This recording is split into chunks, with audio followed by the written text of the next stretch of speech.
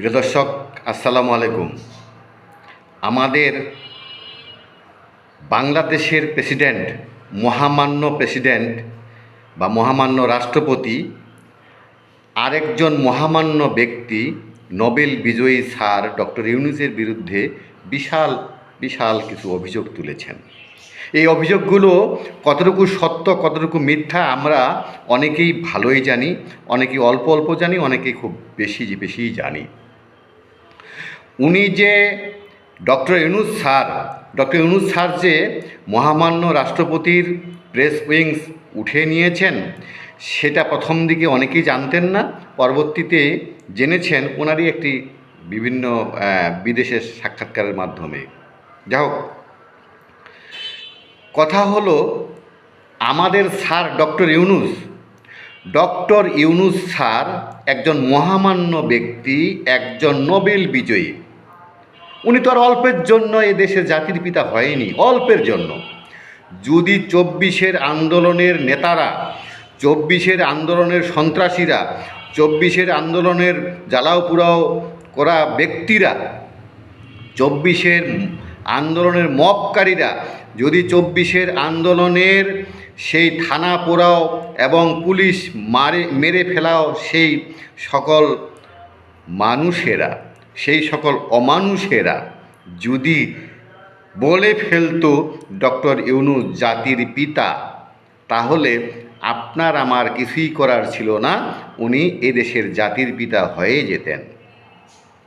কিন্তু অল্পের জন্য হয়তো এই জিনিসটা ওনার মাথায় ঢুকেনি, বা এই যে 24-এর আন্দোলনকারী, ধ্বংসকারী, মানুষ মারার পাপী যারা, তাদের মাথায় হয়তো এই জিনিসটা ঢুকেনি।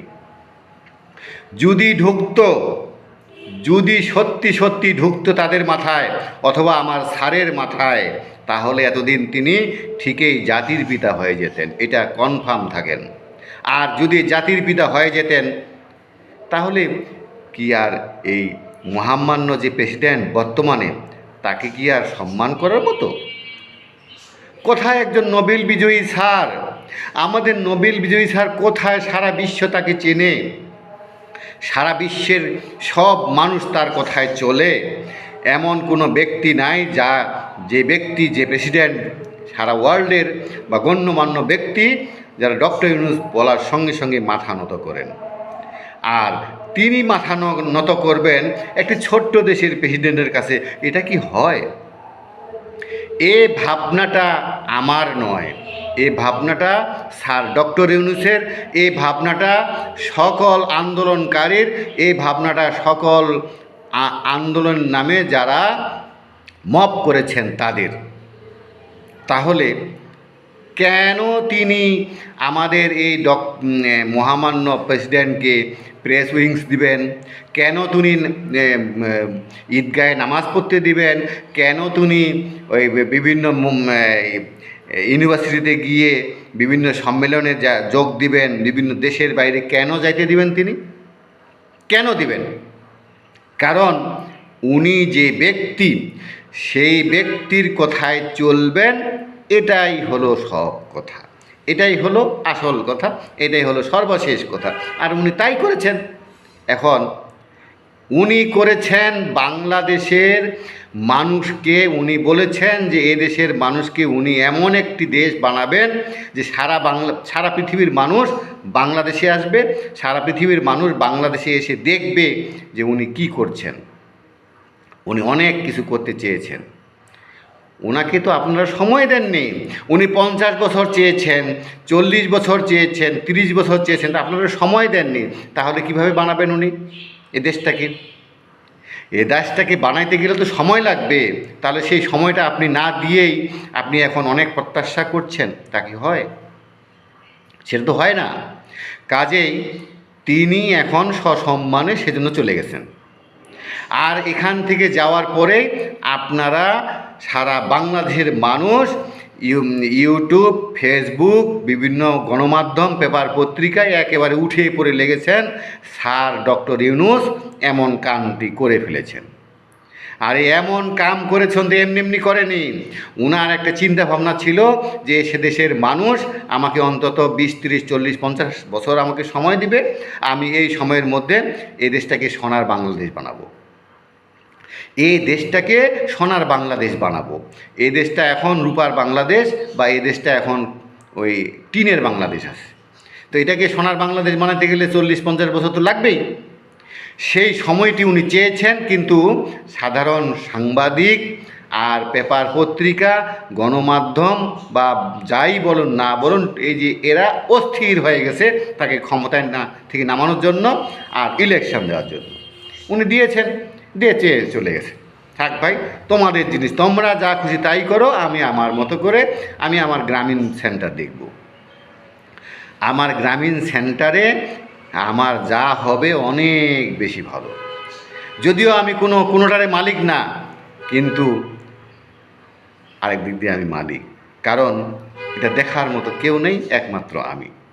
এখান থেকে লাভ চুষে নেওয়ার মতো কেউ নেই, একমাত্র আমি। কাজেই এটার মালিক না হলেও আমি মালিক। আর সেই সুবাদেই উনি আছেন, উনি থাকবেন আরও 30, 40, 50 বছর। এই তো হলো অবস্থা। আরেকটি কথা না বললেই নয়, আমাদের তাজুল ইসলাম মহামান্য চিফ প্রসিকিউটর, আহা, ওনার দাপট, ওনার ক্ষমতা, ওনার যে বিয়াক্কালি কাজ কারবার আমরা দেখেছি, আমরা দেখে সাধারণ মানুষ ভীত হয়েছি।